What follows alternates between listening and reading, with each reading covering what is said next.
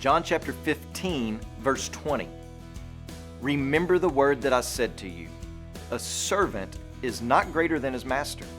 If they persecuted me, they will also persecute you. If they kept my word, they will also keep yours. This is the call to action for the believer, to remember a few things, namely that a servant is not greater than his master.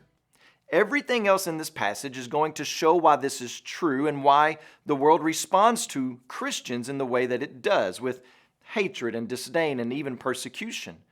So the main emphasis is that we are to remember some things. We are to arm ourselves with some truths about the world and why it responds to us in the way that it does. So arm yourselves. Carry this truth with you as you go, because if you don't remember this, then you'll get broken down, you'll get confused, and you'll remain in anxiety and have a troubled heart.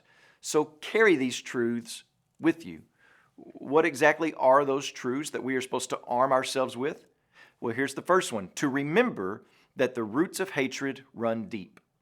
We see this first reason, or the first root of hatred, which later intensifies into persecution, and it's because of Jesus. The world hated Jesus first, which is why the world will hate Jesus' disciples. Now, let me give a disclaimer here. If you are rude, arrogant, unloving, non-compassionate, not gracious, or mean, then you don't get to use this verse as a justification as to why people don't like you or love you. It may be you're just a real jerk, but that's not what Jesus is speaking of. Jesus was not rude, arrogant, unloving, or any of those other things. He was the opposite, and yet the world hated him. And when you exhibit those same characteristics because you're abiding in Jesus, well, guess what? The world will hate you as well.